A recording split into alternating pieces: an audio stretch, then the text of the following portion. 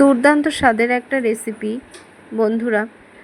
রুই মাছ তো আমরা অনেকভাবেই খাই, তো আমি এইভাবে একটু রান্না করলাম আজ একটু নতুন স্টাইলে। সত্যি সুন্দর হয়েছিল, মানে ম্যাঙ্গো দই হয় না, সেই দই দিয়ে আর হলো কারি পাতা দিয়ে। তোমরা দেখতে থাকো। আর আমি ওয়েস্ট বেঙ্গল থেকে দীপা।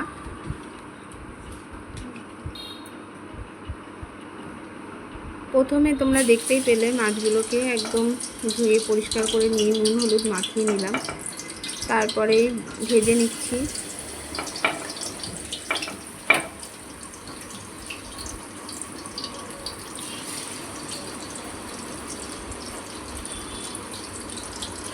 কে কোথা থেকে ভিডিওটা দেখছো কমেন্টে একটু জানিও।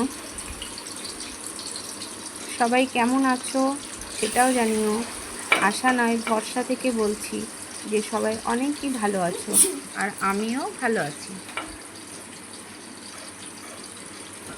এদিকে মাছ ভাজতে বসিয়ে দিয়েছি, আর এদিকে আমি মশলার পেস্টটা করে নিচ্ছি। দেখতে পেলে ওর মধ্যে পেঁয়াজ, লঙ্কা, জিরে, আদা আর দই নিয়ে নিয়েছি। এটাকে ভালো করে মানে পেস্ট করে নিচ্ছি।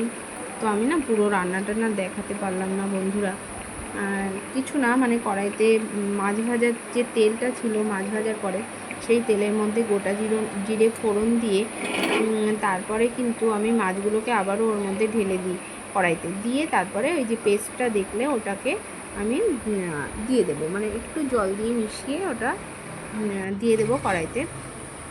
আর এখানে দেখো মাছের তেল ভেজে রেখেছি। খুব ভালো লাগে আমার খেতে। আমার মতো কার কার মাছের তেল পছন্দ একটু কমেন্টে জানিও। কিন্তু এই তেলটা খাওয়া না ভালো না জানি, স্বাস্থ্যের পক্ষে খুব একটা ভালো না, তবুও খাই মুখের স্বাদে, বেশ ভালো লাগে খেতে।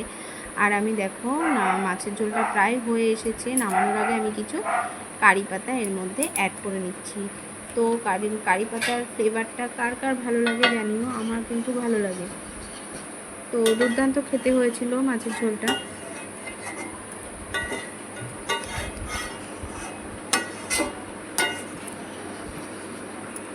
আর রান্নার লুকটা পুরো এরকম এসেছিল। এই যে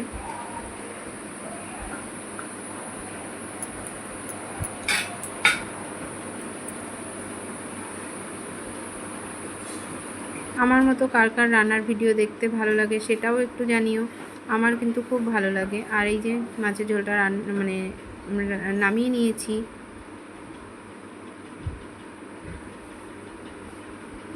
অসাধারণ খেতে হয়েছিল।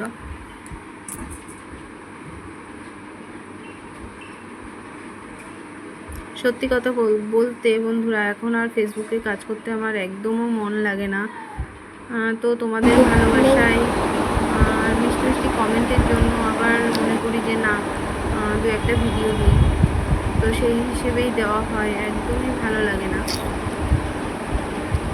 তো সবাই ভালো থেকো, টাটা। আবার আরেকটা ভিডিও